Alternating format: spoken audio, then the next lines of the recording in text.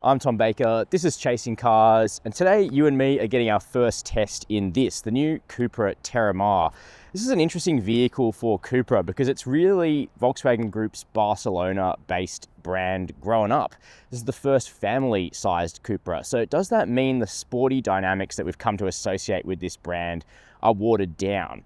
That's particularly questionable given the Terramar that we're testing today is the mild hybrid. 110 kilowatts of power, 48 volt system, very good claimed fuel economy. We're going to be checking all of that out in today's video, but with a concentration on whether you still feel special in a Cupra compared to something mainstream like this vehicle's cousin, the Volkswagen Tiguan. All of that and more in today's video, in which we'll check out the interior of the Terramar, discuss the running costs, take it for a drive, and I'll let you know my recommendation about whether you should put this SUV on your shopping list. But before we get started, hit subscribe below. Chasing Cars, honest reviews of your next car.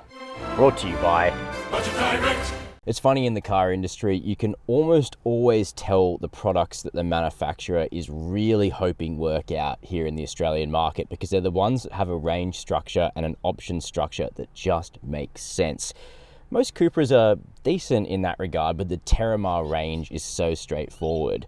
First to arrive in Australia are the sort of top and tail models. So we've got this S, which is a 110 kilowatt turbo mild hybrid.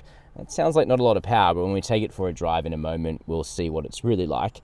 There's also the VZ, which is 195 kilowatt 2-litre turbo with all-wheel drive, and that's a lot more expensive. The Goldilocks model, the V, which is 150 kilowatts all-wheel drive, that lands soon at a price in between. And there's also a plug-in hybrid that'll land before Christmas, which should be an interesting option, particularly if you can charge at home.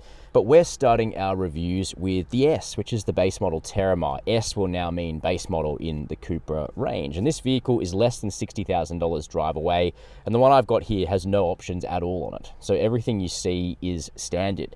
And you are getting a lot of standard, including power front seats. They're finished in this sort of microfiber rather than leather, but you've got memory on the driver's side, heating on both sides, and the bucket seat is really comfortable and supportive. Now, if you don't want this sort of cloth-like trim, you can get leather in a really beautiful, super deep burgundy. It almost looks brownie black, sort of really dark. That's $1,600, and it also comes with an excellent Sennheiser stereo. But even the base stereo on this unoptioned car is pretty decent. The infotainment package is also good. We've got a near 13-inch touchscreen up here with wireless Apple CarPlay, wireless Android Auto, inbuilt navigation, 10-inch digital instrument cluster, real buttons on the perforated leather steering wheel, illuminated sliders for the climate. That's been a bit of a bugbear of late, but also just more physical buttons around the place as the Volkswagen Group moves back to that paradigm. And you know what? It all just works fine. Apart from the absence of a companion smartphone app to sort of remotely lock or unlock or start the climate, the tech in this vehicle is really straightforward.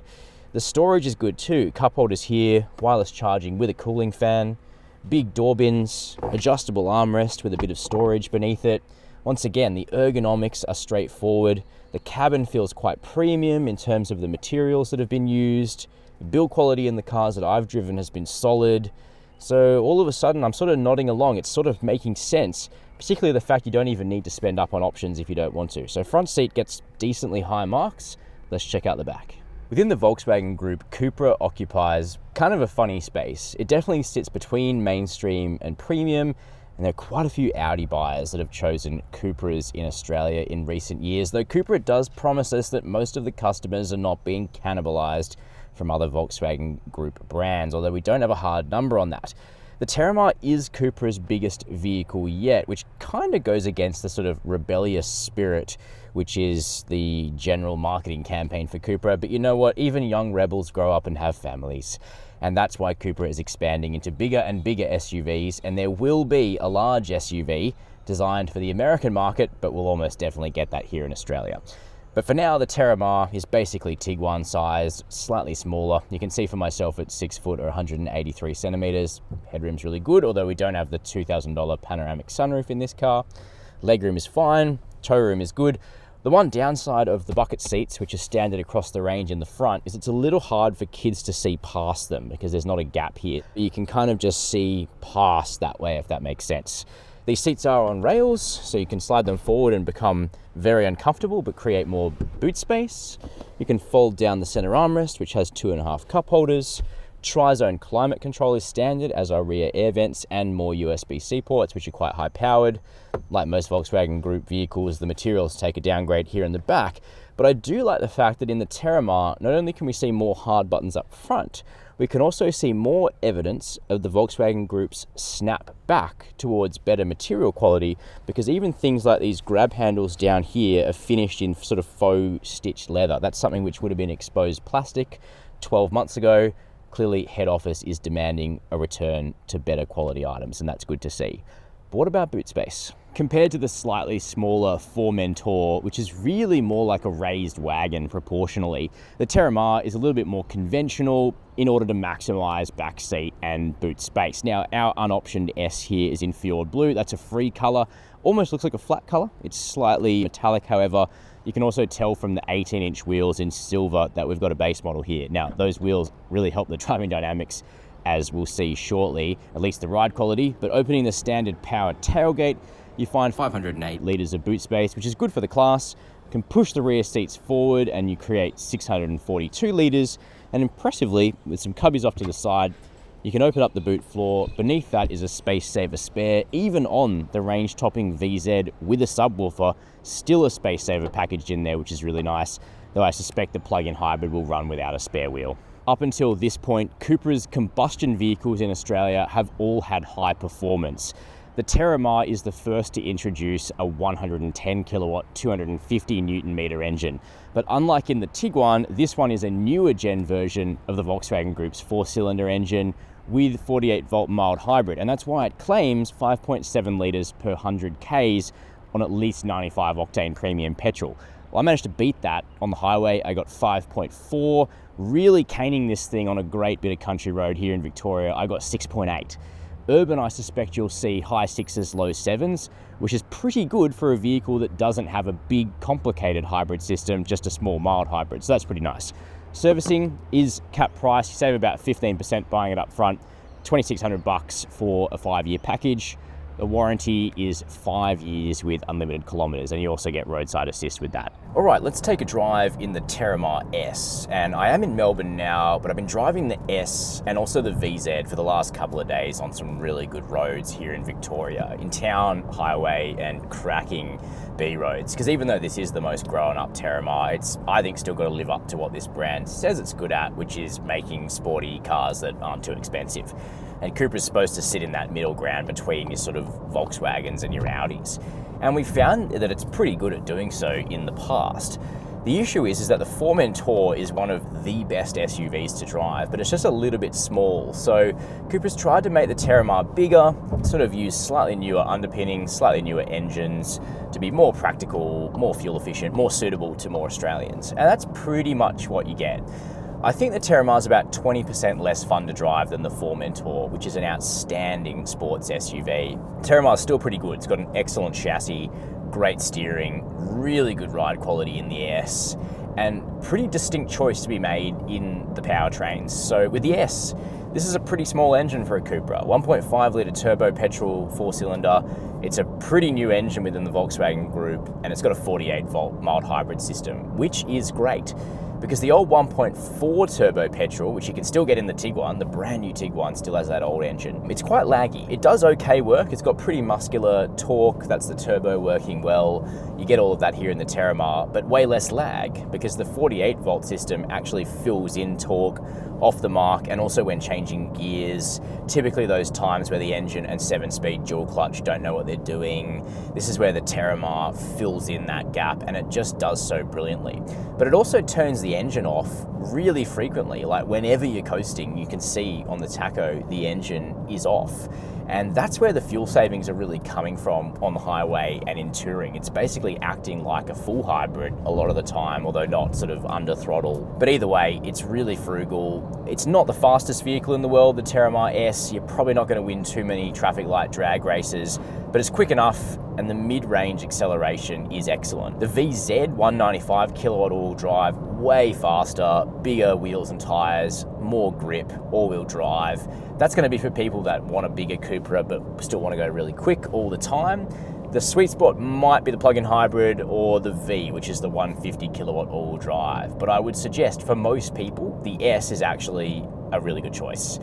Fuel efficient, torquey, refined, quiet, sophisticated, and quite fun actually to have the most modest engine in the Terramar connected to a great chassis, because this thing will still boogie on a country road. It's considerably more fun to drive than like a RAV4, Tucson, Sportage, more fun to drive than a CX-5. And you are paying for that engineering, no doubt. We are talking high 50s drive away for a 110 kilowatt, 250 Newton meter engine.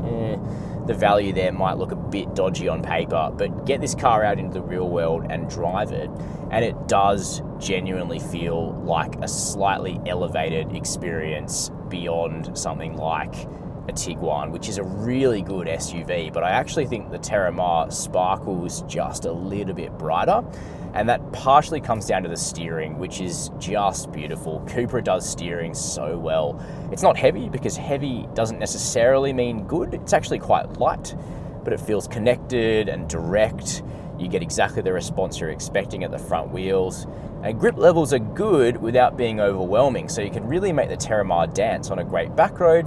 But even for the commute, it just feels a little bit special, a little bit Macan-esque, like not quite at that level of excellence, of course, talking about the old petrol Macan here, but it's kind of, you know, living in that sort of entry-level premium world, and that definitely appeals to me. It also comes down to the ride, which on the 18-inch wheels of the S and the passive dampers is superb. You can tell the engineers have put an awful lot of effort into this passive damper tune, which doesn't always happen. Some European SUVs, you're basically forced to buy the upmarket adaptive dampers or whatever just to get the ride quality right. Not the case here. The unoptioned Terramar rides the best. Still an athletic edge to the ride, but beautiful compliance over potholes, expansion joints, speed bumps, the kind of stuff that we have a lot of here in Australia. This SUV rides really nicely. Now, of course, we are talking about the most modest version here. There are, you know, all singing, all dancing versions if you want to spend up, but I find it quite appealing that you don't have to. I also love the tuning of the safety features. The lane keep is almost perfect. Just a slightly light touch on the steering wheel as you cruise down the highway. It will keep the travel assist function on, which really reduces fatigue. Adaptive cruise is really smooth. Visibility out generally is excellent. Just a couple of bugbears. One, we now have speed binging and bonging in this car. Why? That's not required in Australia for it to make incessant noises. Volkswagen Group has left that on for the Terramar. What a shame. It is 2 taps to turn it off on the steering wheel, so not the end of the world. The attention monitoring, it's pretty oversensitive. And look, we've got to be fair, right? If we're going to ping other brands for this, of course, we have to criticize the Terramar for it too. The attention monitoring needs to be turned down in terms of its sensitivity. But the rest of the tuning of the safety features is appropriate and mature, and the driving dynamics as a whole are sophisticated and really pleasant in the Terramar. And I think that probably makes it one of the better mid-size SUV buys, but of course you are paying a premium for that experience, which could be appropriate. So what's my verdict on the Cupra Terramar S, the entry level to the Terramar lineup? Frankly, this is a good mid-size SUV in a segment that is actually typified by pretty mediocre driving dynamics most of the time. The entry-level Terramar is fun to drive. Yes, it's not that fast, but its mild hybrid powertrain is quite refined and it delivers excellent real-world fuel economy without being too complex like some other hybrids out there on the market. The interior is quite premium. I think the vehicle looks quite good. And I love the fact you don't really need to option any further than base. It's already got so many desirable features as standard. Now the Goldilocks might be the V with the 150 kilowatt all-wheel drive. Frankly, I don't think you need to go up to the VZ all-wheel drive, which is the priciest Terramar, though we will have a review of that vehicle coming soon. So make sure to subscribe down below for that one. Hit the notification bell so you don't miss our uploads. Leave us a comment, and as always, thank you for watching Chasing Cars.